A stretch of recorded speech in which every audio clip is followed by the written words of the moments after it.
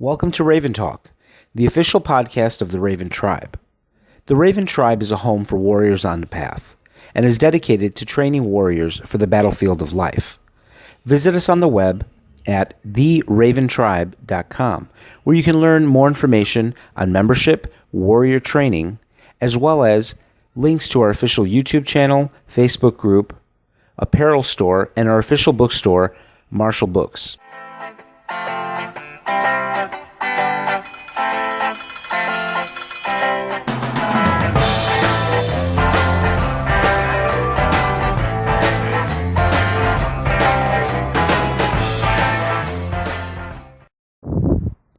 Welcome back, Tribe. Today our special guest is Manuel Lozano of Brownsville, Texas.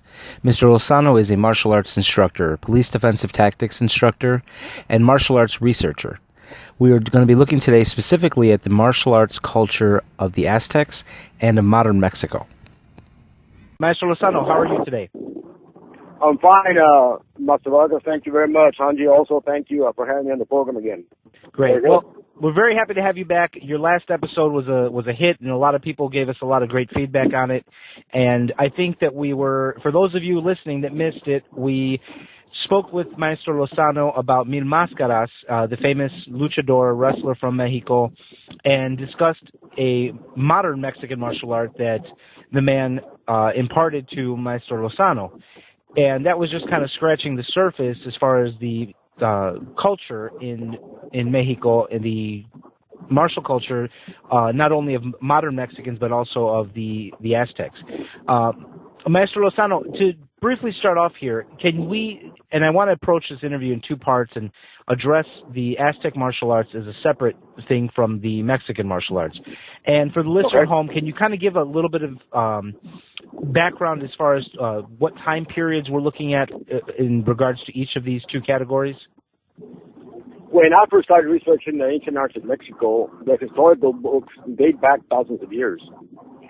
But even though the 56 different cultures in Mexico, mainly the ones from Mesoamerica and South Mexico, they all have different cultures, different languages, right, different customs. But the martial art was very similar. Same kind of weapons, same kind of tactics and strategies on the battlefield. All that was the same. The only thing different was everything else, except their battlefield martial art. So we're going back way before the beginning of the Aztec Empire, which was in 1320 when Tenochtitlan was formed, and up until the Spanish conquest is the first part, which is around 1521. And it's at that point that we start to see an amalgamation of the European martial arts and the Mesoamerican martial arts coming together. That is correct. And probably there was a little buffer of time there because of the conquest, and that a lot of the Aztecs and Tlaxcaltecas who were allies to the Spaniards and attacking the Aztecs when they realized they had been betrayed also. A lot of them left north. Okay, and that's why we have a state in the Union called New Mexico. A lot of the Aztecs went to New Mexico, and they passed through El Paso, and a lot of them stayed in northern Mexico. The Tlaxcaltecas stayed in northern Mexico. In fact, there's statues of Tlaxcaltecan warriors in Saltillo and in Monterrey. Now, Maestro, let me ask you this. To even begin researching something like this, I mean, you are a generation older than I am, and yes, the generation of people were looking at martial arts primarily from the Asian perspective, Korea, Japan, China, maybe a little bit from the Philippines or the archipelago islands. But to even, think that there would be a martial culture in the Americas was something very foreign to people's thinking at that time. Now, you're working at a period of time, you're going, and I believe if I have my dates correct, we're looking back at the 70s. And this is before anything, is kicking off with the HEMA movement, recreating some of the original European martial arts. This is before anybody came on the scene teaching indigenous martial arts from the Americas. So how were you inspired? Where did you get your inspiration? And how did you even begin to start this journey of researching these arts? Well, I'd like to say, like I said in several interviews as a young kid, was having dreams of warriors and pyramids, and then as we started growing up, you know, I was a teenager, my younger brother and I, Chuy, who trained together all these years up until I started training in Destreza, Spanish fencing 14 years ago. That's when he didn't continue training. You know, he didn't want to. He had his time in the research, so he says, "Man, I can't continue. We devoted 33 years to all this. I can't, you know." But I kept on. So anyway, what happened was that one night as a teenager, him and I used to fight with, you know, to box with gloves on, to wrestle and use bamboo sticks and other kinds of tree branches, you know, a sword. So, you know, as kids, you know, everybody wants to be a superhero. Everybody wants to be a warrior. So later on, one night, I got home late, and back then we didn't have cable. Nobody had cable, you know, back in the 70s. I saw an old program on TV, an old Mexican movie, where I believe it was filmed in the 30s, early 40s, late 30s, okay, in black and white. And this guy gets challenged by a Spaniard. It's based in the colonial times. And he doesn't know how to fight. So he finds an old man. Somehow he gets around to an old man who knew how to fight. You know, and showed him how to fight with a stick that's about 3.5 feet long, 4 feet long. And the old man showed him how to fight, you know, the duel with a stick. And man, I jumped out of my chair. I was looking at the movie and said, man, what's all this? And the young man told him, where did you learn this? Where did you get this from? And he says, from our past culture.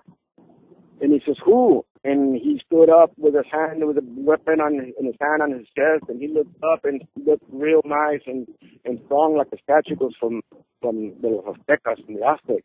I said, oh my God, what the hell's going on here? What did I just witness? At that time, there was no influence of Japanese karate, Chinese kung fu, any kind of martial art in Mexico. So for this to be included in a Mexican movie in the late 30s, early 40s, it had to be real. So that's when I realized, oh my God, I need to look into this. And we're talking about the mid-70s when I started. And by then I already had been in the martial arts for 3 or 4 years.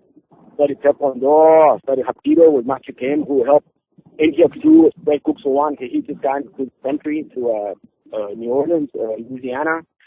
So I had some good experience already. But when this happened, I said, oh my God, I need to learn more. You know, so that's how that started. That's what piqued my interest more than anything else. That movie. Sounds like a great movie. If you were a less reputable instructor, that might even become your official origin story. But I just have to remember the name of the movie. You know, I don't remember it, but I'm sure that one day I'll run across it. I'm always looking for it on YouTube. Gotcha. So you start to get this bug in your ear now, and now you've got right. the seed planted here that there is a martial culture that the Mesoamericans had. Where do you start researching? Well, the first thing we did, my older brother Julio, my younger brother Chuy, and one of our dear friends who became one of our black belt students, who's a judge now here in Cameron County, where I live. We packed our bags, took off to Austin, Texas, to UT, to the University of Latin America, the LBJ Library of Latin American Studies, with bags full of dimes, because you had to pay a dime in the machine for every copy. And I researched everything I could in the old historical books. So we made a lot of copies. I still have all those copies. Came back, read all those things about 100 times, took off to Mexico City, to the Museum of Anthropology, to get a closer look at the museum and all the different cultures.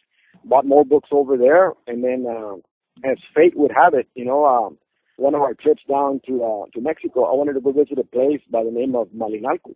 That is one of the few places in the world where it's carved out inside the mountain, the temple, which I did visit. But on the way over there, we ran into this archaeological zone,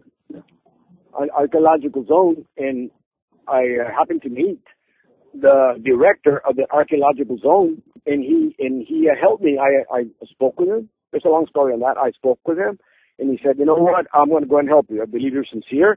I am Don Virgilio Reyes Vazquez. I'm the director of the Department of Archaeology at UNAM in Mexico City. I'm the director of the Department of Tourism in Toluca. And what I do with my students, when they're going to graduate and they got to write their thesis for their PhD in archaeology, then he sends them all over Mexico, to do research on the 56 different distinct cultures. So he asked them to please find out if there's any martial culture left, and if they found anything to put it down on paper, because back then nobody had cameras or anything like that, and it's not like what we have today. And come back and put in your thesis. When they would come back, he'd read it, talk to them. If anybody found anything, call me. It's Manuel. Come see me. I go see him, and he says, we found this, and here's a letter of introductory, and go see this person, and they're going to help you. So he was my mentor. Without him, this would have been impossible. It would have been real difficult. So now you have... Go ahead, sir. So I was just going to ask, in this way of having to travel around Mexico, were you dealing with mostly Spanish speakers or indigenous speakers as well? I mean, what was the language barrier researching? Okay. No, they all spoke Spanish, but in the deepest, remotest areas where we found the real deal, they didn't speak Spanish. They spoke Nahuatl. Okay? And when my brother Chu and I got there, one of the first ones where we found the Jaguar fight, the taxi driver, he says, you're not going to understand these people. They speak the ancient language of Nahuatl. And I said, well, you speak it also? He goes, absolutely. He goes, my parents speak it, but they don't speak Spanish. So I'll interpret for you guys, okay? But some spoke Spanish very well. We met with the mayor of that town. We witnessed a Jaguar fight. We filmed all that stuff. We made some videos on that. They took us to meet his parents. They didn't speak Spanish at all, and they treated us real nice, real well up in the mountains. It was pretty neat. It was pretty neat to be in a culture where you know that you're part of that culture, but yet you don't speak their language because of, we learned growing up, we grew up learning Spanish and English. Yet there's a language here that you no longer speak or never got to learn. So that made it real interesting, just to see that reality, right in front of you that you're part of, but yet, you don't speak it. It's a weird experience. It's pretty neat. Master Lozano, let me ask you, once you got your feet wet and you started to get some information to work with, what were your next steps? I mean, were you at this point just researching it as, wanting to understand the history of the martial culture? Or, yes. Or did you, so when did you start to actually attempt to formulate, the fighting techniques and recreate them? Okay, well, what I first did was get acquainted with the old historical facts of what weapons they used, what ranks, how they were achieved, how they moved up in ranking system, and it all was through valor. You had to fight. You had to grab prisoners. They didn't go fight to kill. They go fight to grab prisoners to bring them back for sacrifice. Okay, so it wasn't like a political thing where, oh, you're my compadre, you're my buddy. No, don't worry, man. I'll put in a good word for you. No. There's no good word here, man. It's your acts of valor on the battlefield is what's going to get you elevated. So I had to find out everything I could about them, even though I knew I was never going to find any group out there fighting with spears and so many sheets, especially with the old Mexican sword with a wooden sword with a chicken blade. It's absurd. You're not going to find that. That's why when I came up with all this, I was ridiculed by a lot of people, especially a professor in Oklahoma. And I can mention his name. I don't really care. He doesn't know what he's talking about. All these people do all their work from the back from in front of sitting on their desk in some office in a computer screen. That's not research. That's not work. Half of the stuff on the internet is not true. Go out and hit the road, Jack, like to say. Go to the mountains. Go to the deserts. Go to the forest. Go to all those places. It's real hard. Let me tell you, man. It's very, very hard. And I had the unique opportunity to travel at someone else's expense at the beginning, because I worked with a lot of lawyers as an investigator, and I had a lot of clients all throughout Mexico. So my expenses were paid, to go get this legal work done for them. But at the same time, I used it as my research, as research. Found myself asking the wrong questions for the first 4 or 5 trips until I realized, that I shouldn't have been asking those questions. I should have been asking those questions in a different way. And once I changed the questions, I started getting all the answers I wanted. What was the largest difference in the question? Was it by who you were asking or how you were asking? How I was asking. All these guys up in the rural areas, I don't know about today, because ever since the cartels fighting and killing and hanging people on bridges and money and drugs, I quit going. I finished anyway, but I have family over there. I used to travel a lot. No more. I haven't crossed over there in 5, 6 years, I was asking these people who live in this remotest areas, because, see, they will leave to the United States and they get killed by a plane, or they lose a leg, or they had an accident, so friends wanted to represent them. We have to go look for the families way down there, right? And you're not talking about rich people or middle-class people coming to do that. They just don't do it that way, you know. The poor ones, unfortunately, the poor ones have no choice. So we go look for all these people, and they all carry a machete in a sheath under their armpit. And I was asking them if they knew martial arts. Goes, no. Karate, you know, and like movements like that, so different. No. I said, like judo, like, you know, karate, hapkido, no, nothing, man, nothing. But then, when I started asking them, if you had to fight using that weapon, do you use it for fighting? Well, we have to, yes. Do you know how to use it, or you just swing wildly? You know, if I get somebody else's machete and I swing it, will you show me how you would defend yourself? Yeah. I said, okay, just don't cut my hand off, you know. And they laugh and everything. And they started doing the moves. But it was a style that they move away from the attack to gain the distance and time, and they cut your arm and your head and your shoulders. There was never machete against machete. I said, man, this is pretty neat style, man. This is nice and smooth. You know, something you would think they would fight a lot different. So we did that a long time, man, okay, for about 4, 5, 6 years. One day, since I got all those techniques from them, and also I had been training with Remy Press and Mauro Nanins, but then with a stick is different because how lock and flow and all that. Man, you try it in real time with machete, it's not going to happen. It's not going to happen. You know, it's a lot different in real time. We were at my brother's house. My brother Chu were practicing with the machetes at night. And it was night. It was about to start getting dark. And his gardener started, you know, approaching and getting closer and closer and closer.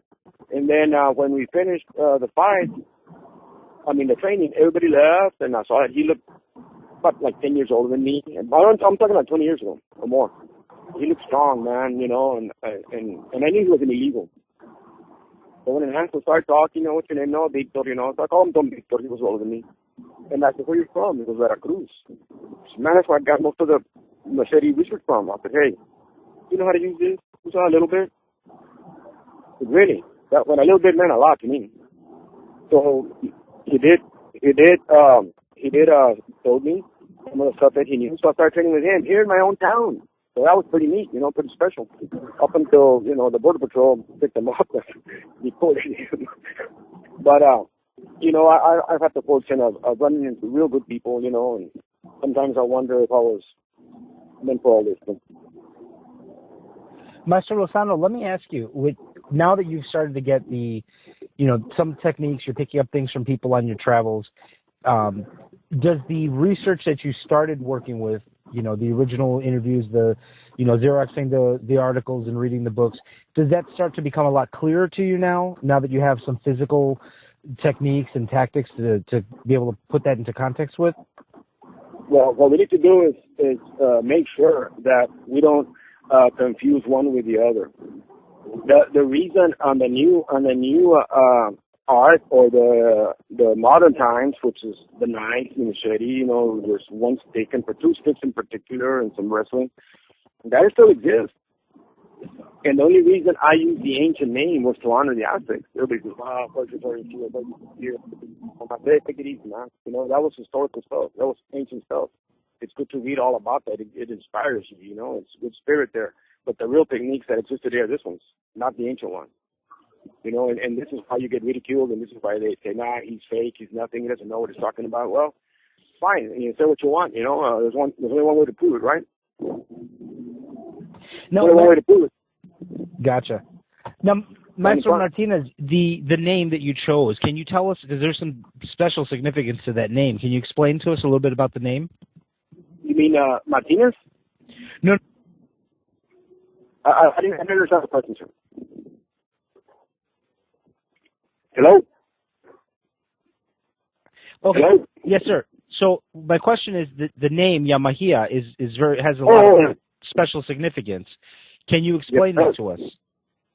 Okay. Well, first of all, when I knew that word wasn't completely an Indian term, because first of all, Machtia is not Indian. I know Yao was because it means war, and I had seen that word before in the Greek books, in the Greek martial art books. And a good friend of mine, as you all know him, Master Marvanitis from Mutao, the Greek martial art. Come on. So he spoke, and he goes, no, Manuel, the T doesn't go there. That's the misspelling. And then the CH is pronounced like him or her, like a strong H, Machia. And Machia means the exercise of in Greek, like monomachia or skiamachia. In Greek pancreation is called monomachia means simulated combat against multiple opponents. Skiamachia, I think, is when you practice on your own, like a free form. So you're thinking, okay, why did the Spaniards have a Greek word?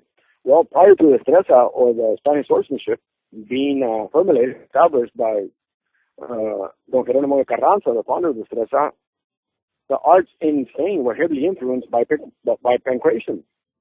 It was brought over by the traveling minstrels, by the circus people. They brought it from Rome. But the sword fighting and all that stuff was taken from the Roman Colosseum, from the warriors. And that art was called ars, A-R-S, gladiatoria, the way they fight. But from there, they extracted a civilian art. And it was called ars Palestinae. And what is ars Palestina? It's a civilian martial art. So Carranza used ars Palestinae because he had been a soldier all his life. And he was a preacher in the Catholic faith. He was an attorney. He was a deeply religious man. He prayed for a long time for his God. He was a student of all the classic arts, classical sciences. What are those? Physics, astronomy, geometry. All those arts from Greece. So he finally realized what he had to do. So he applied all those arts to fencing, which at the time was just a collection of tricks, and made it scientific by applying geometry and science. That's why he called it la which means the true art and skill of Spanish swordsmanship. So the new science, la nueva ciencia, the new science. So when the Spaniards came here, the destreza wasn't established yet, because they came here in 1519, I think, or 1516, around there. And since they were heavily influenced by pancreation, they were still using Greek terminology. You understand? For their ranks, for their weapons, for the names of the techniques, even though there was a bunch of mercenaries, more than anything, but still, most of them were influenced by the Greek pancreation of martial art. So that name stayed. The history books wrote it like that. And I'm sure that T is a misspelling. Very interesting.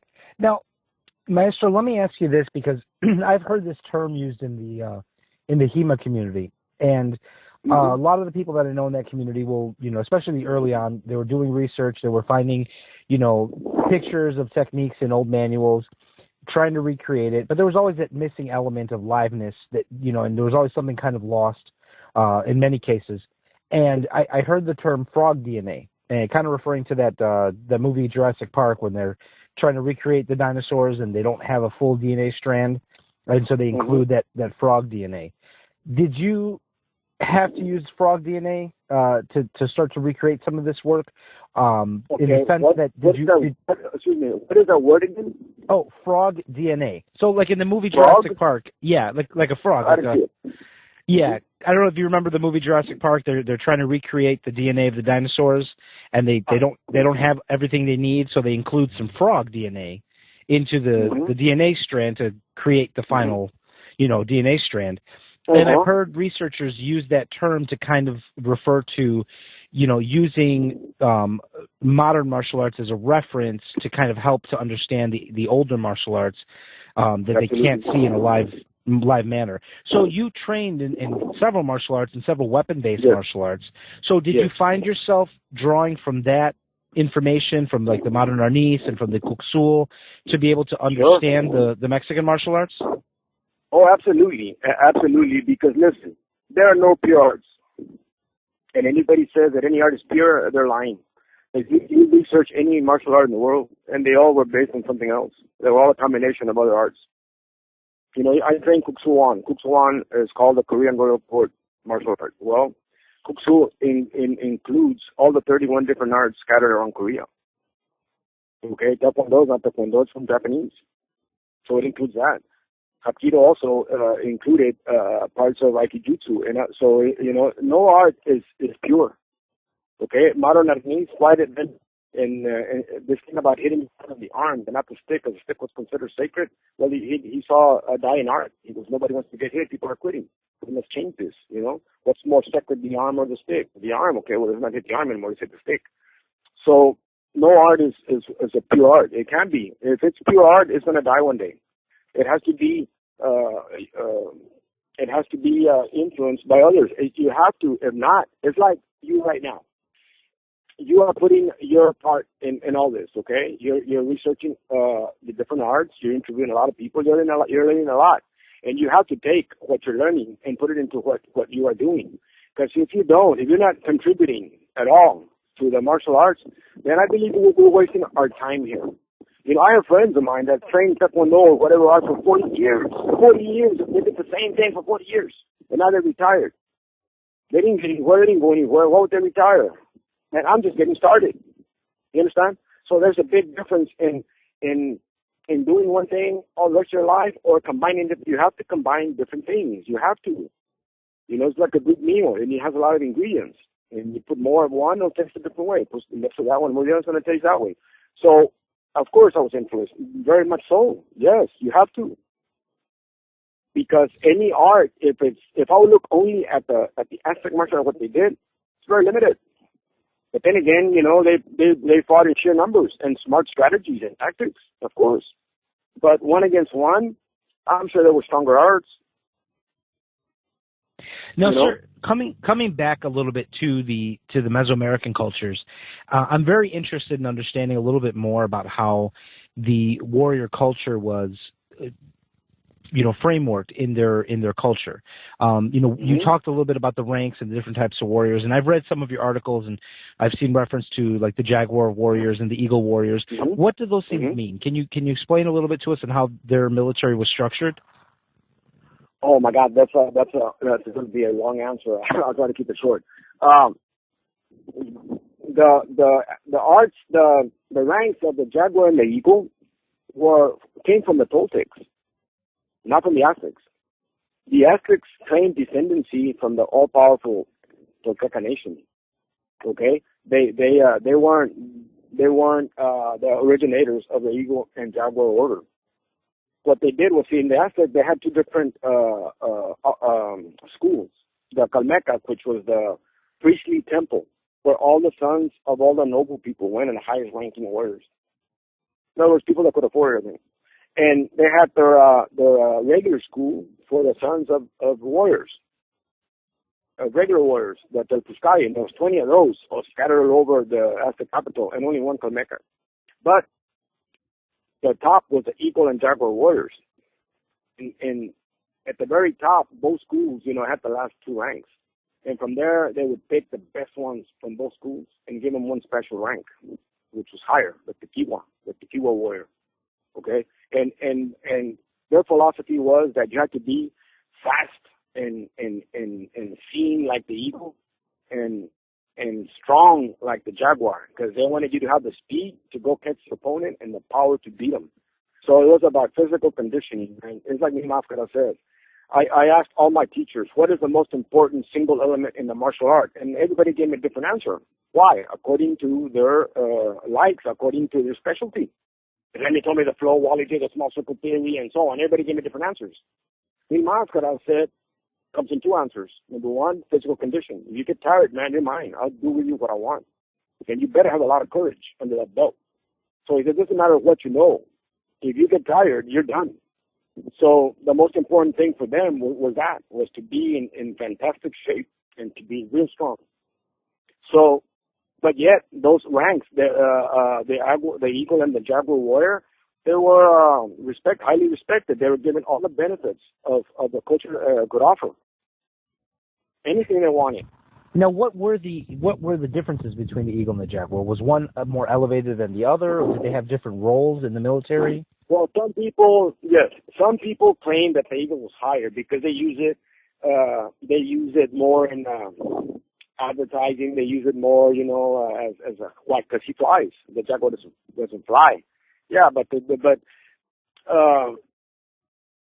the instructors or the Terpuslatos in the Aztec Empire, they knew, in training schools, they knew who would they select to be a jaguar warrior and who would they select to be a jaguar warrior. But at the same time, there were stepping stones, okay? You had to capture a certain amount of live enemies in battle to be able to begin in those ranks. So it wasn't really that one was better than the other, one any more than the other. They were just two different warrior ranks on the same level. And was the role different? I've heard it referred to as that one was more of a kind of for open warfare and the other was more for covert warfare? Well, those were, see, they perfected Yaomachtia. These guys were, when the Spaniards got here, man, the art was at the peak. The culture was at its zenith. I mean, the Spaniards came right when this guy's at the very top. But see, they had created a secret warrior society made up of both eagle and jaguar warriors, and they call them the Tequiwas. Or they were the elite, okay, the most feared warriors, but they were not known to the public. Those were the ones that would go out and do things ordered by the king. They could also serve as merchants, to go to visit other enemy places as merchants, to sell and buy, but really they were spies. They were their highest ranking warriors. So that they had everything pretty well laid out, But when the Spaniards got here, man, they just destroyed everything.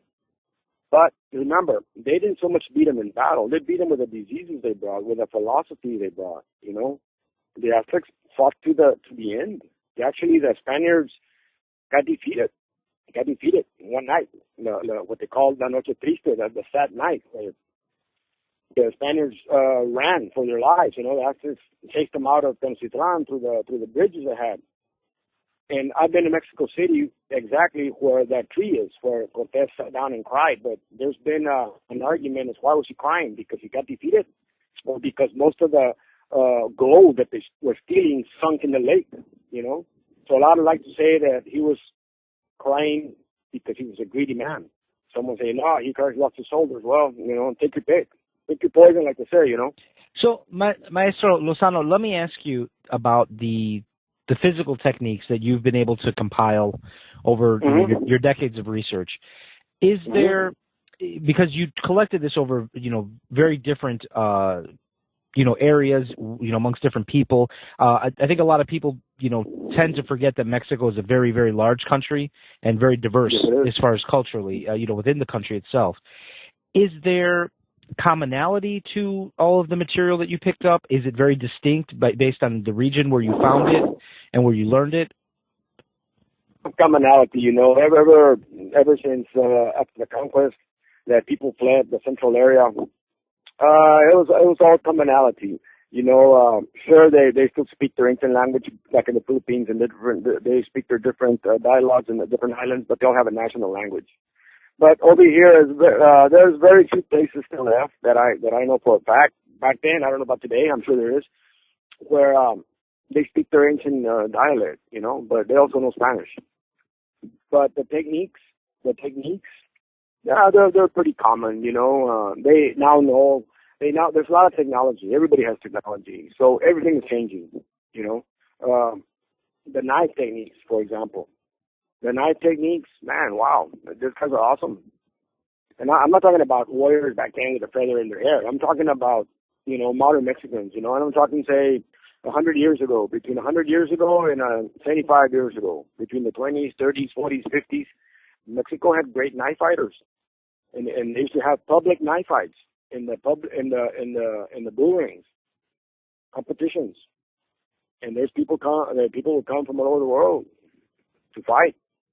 Okay, and you could cut and plus, no problem. And you could also bow anytime if you felt that you couldn't beat the man, and there's just too much blood coming out of you. You could, withdraw without no loss of face or honor. No problem. Hey, you win. But there were some that could not take a loss and just kept coming. So there were some few deaths. That's why it was outlawed in 1938 by then President Lázaro Cárdenas, la ley del arma blanca, the law of the white blade. So there was actually public, like Coliseum-style knife fights up until the 1930s? Yes. Oh, that's amazing. Yes, in the 30s. That's correct. Wow, that's pretty amazing. Up until 1938. Wow.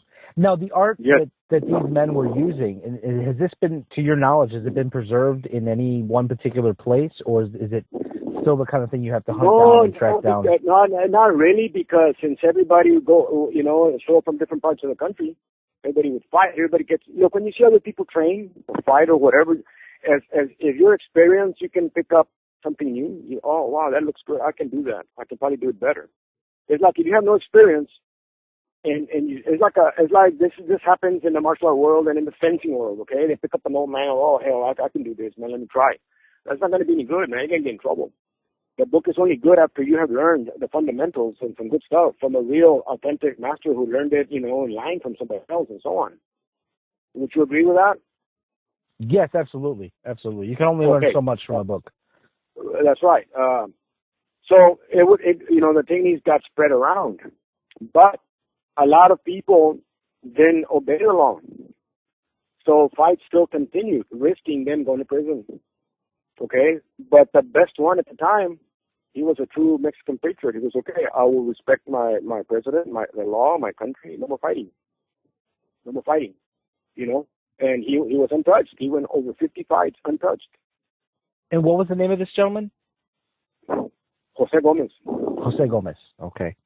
Yeah, Jose Gomez, and he was.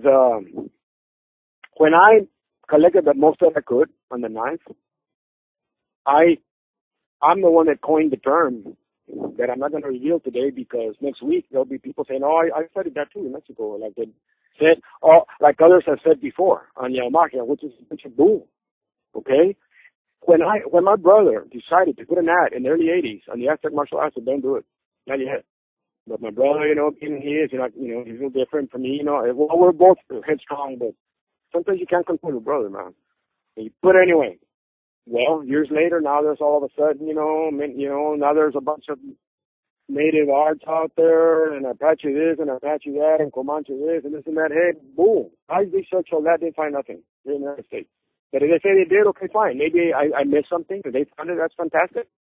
But there's nothing that is very unique only to one. Look, there's only so many ways you can cut. There's only so many ways you can thrust. There's only so many ways you can move. The important thing is how you put them together. That's what makes the art.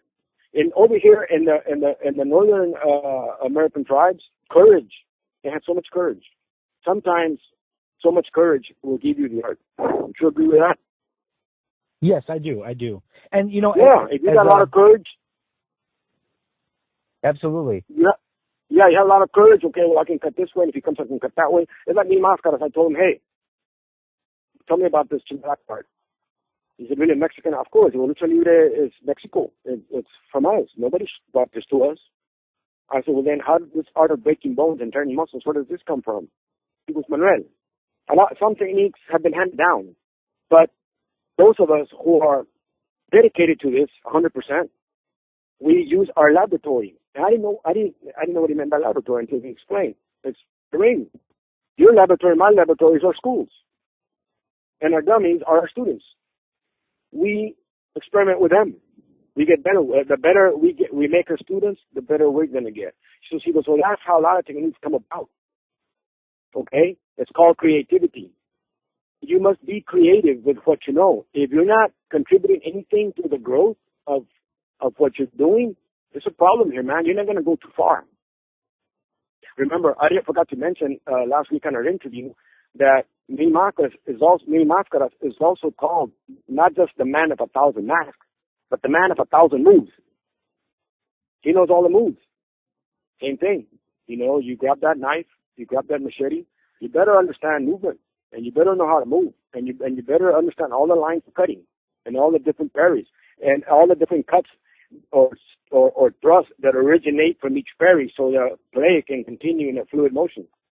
And once we use feints and we got him off guard, okay, then you move in for the finish. So that's very important.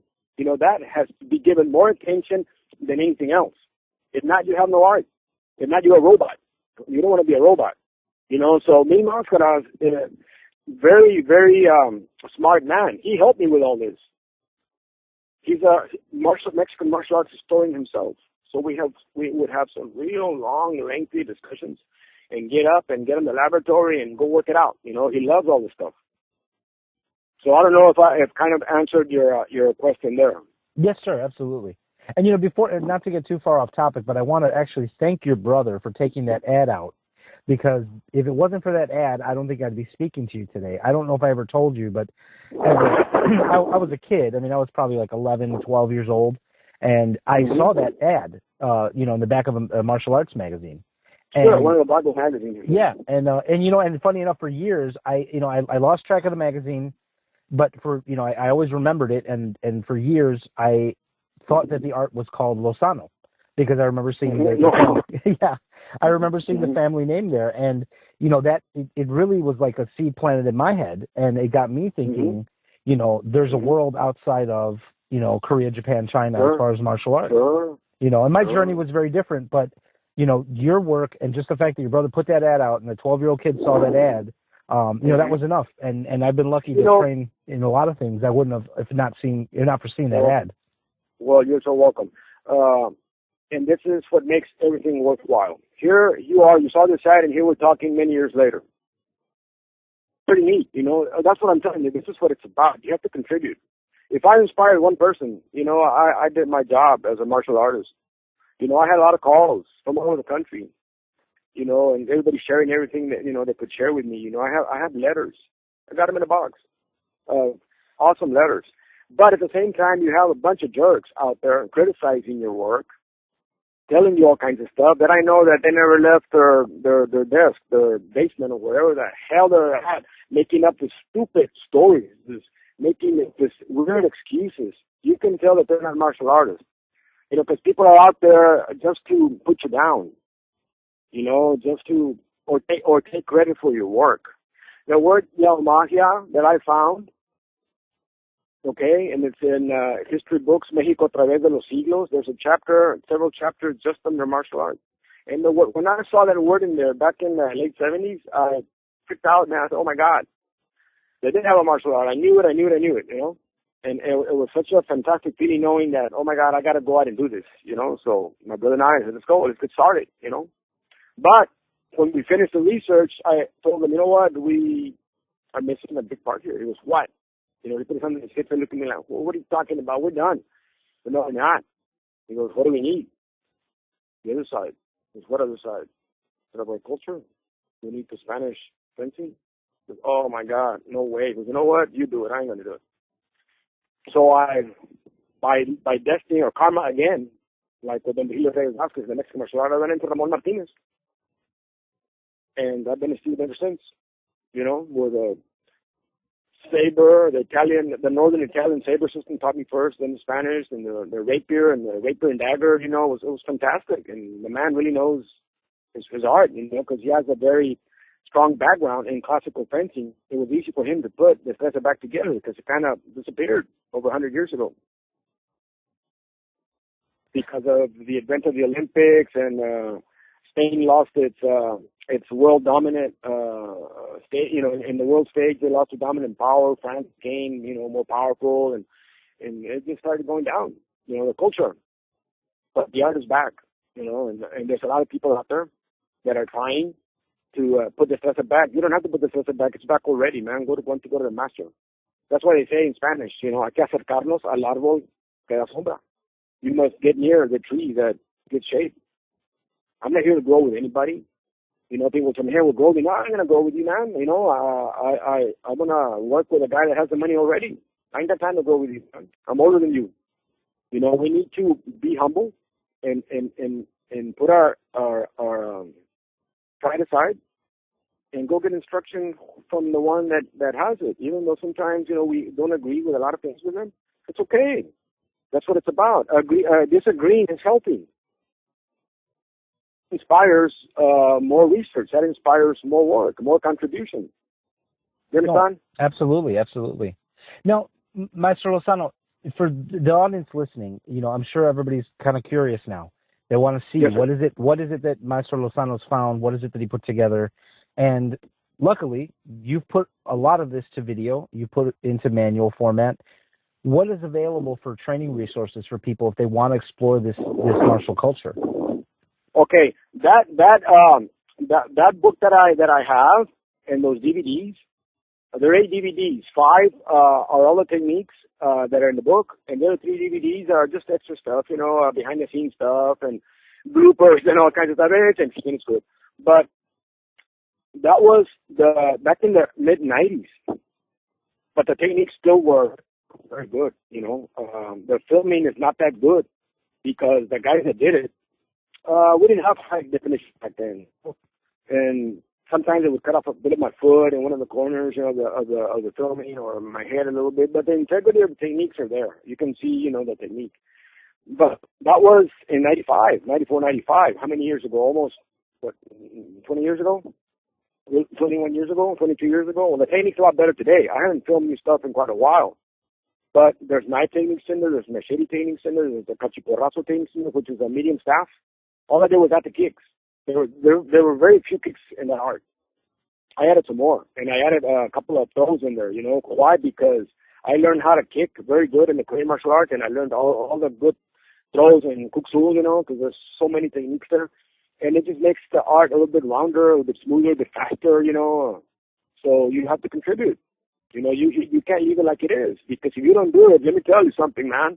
Someone else is, and it's just how it is. Don't let someone else do your work. Do it yourself. You understand? Absolutely. Now, Maestro Lozano, where can the people find these? Where can they reach out to you if they want to order copies of these DVDs? Okay, like those are self-published. One of my dear friends owns a print shop. The other one owns a studio where we edited and did all this stuff. The only place I can get it from me, unless somebody bought it and wants to sell it on eBay. Well, that's different. But you won't find it in Amazon, Barnes and Noble, none of that stuff, because I never did all that. I did it on my own. I learned some marketing. I do my own advertising and all that kind of stuff. But the same, they can send me an email. I really don't like getting calls because sometimes, I'm very busy and it's just hard to be talking to people, and then you get into long conversations, and knowing me that I talk a lot, I'll be on the phone all day.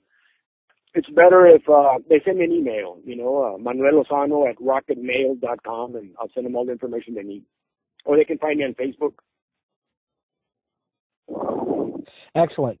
And Mr. Lozano, before we wrap up today, I just want to ask you if you can share with us, because the tribe is all about martial culture and warrior culture, and I wanted to know if you could share with me any unique things that you found when researching the warrior cultures, of Mesoamerica that you had not encountered, in your other studies. Anything unique, anything different that stood out to you? Yeah, the machete and the knife techniques were stood out because, I studied underneath also with the 2 Presos brothers, okay, the grandmasters, and I love them very much. And people that are listening to this, or will listen to this, that know Remy Presos and Maestro Presos, know what I'm talking about. They were lovely people, man.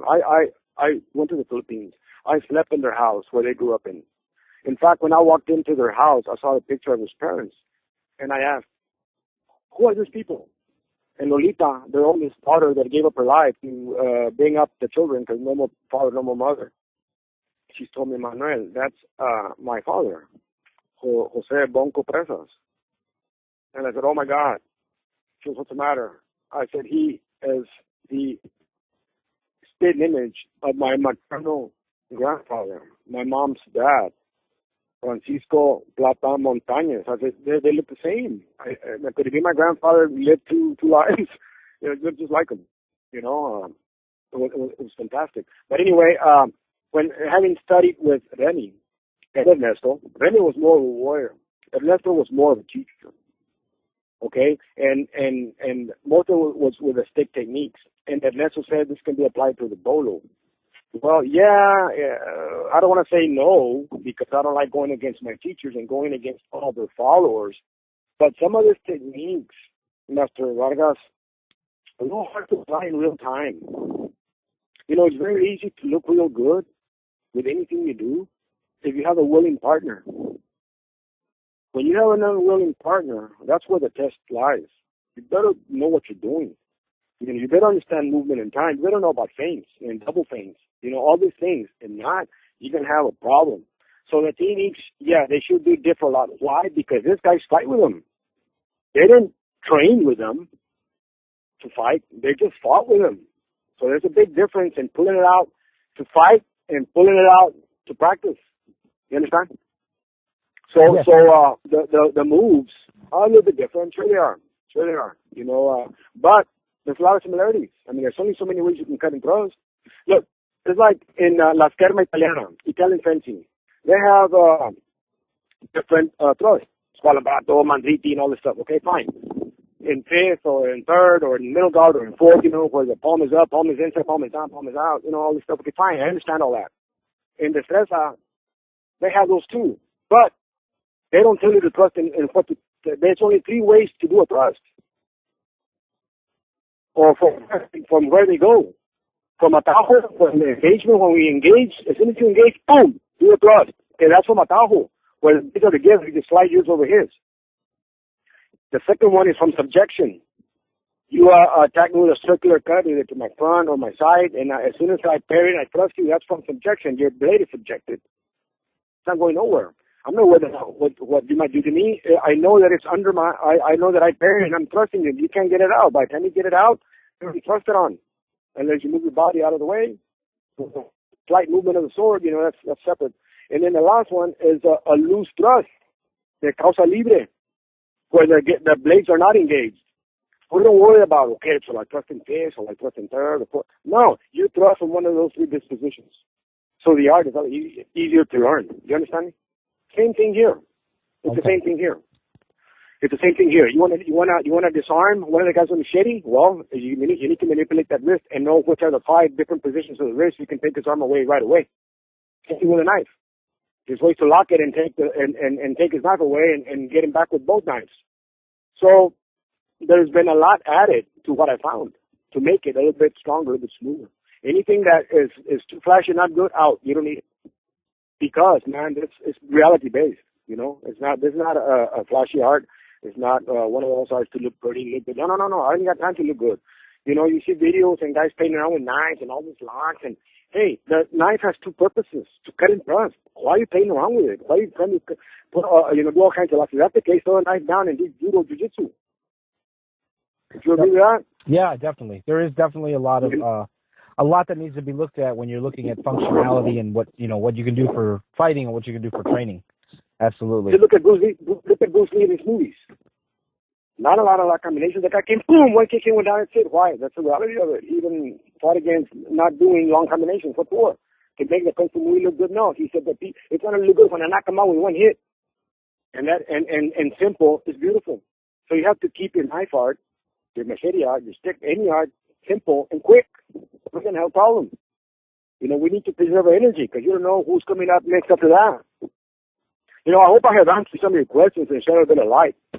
Oh, yes, sir. Absolutely. It's been a wonderful time talking with you here. And, we're pretty much out of time today, but I'd definitely like to invite you back on.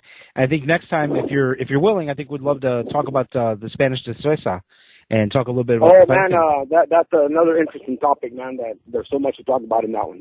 Great. So then let's plan it soon. And on behalf of the tribe and the audience at home, I want to just thank you again for giving us some of your time, and I also want to just take a moment to applaud you for the work, the research that you've done. You preserved something, that's a treasure. It's a treasure, you know. Well, thank you, sir, and thank you for having me on your program twice. Week after week here. I mean, to me that's a real big honor. Sometimes we do a lot of work and not expecting anything in return, and when you get honor like this, or get spoken good about, it always makes you feel good. It humbles you. It lets you realize that, hey, all this work wasn't for nothing. So I appreciate being here with you in your program, and I hope everybody enjoyed. If anybody has any questions, they have my email. And anything I can do to help you, Maestro Vargas, and furthering, interest in other arts and other studies, and whatever I can do to help you, sir. Great. Well, thank you again, sir, very much, and we look forward to having you back on real soon. Thank you, Maestro Vargas. I appreciate the time, sir.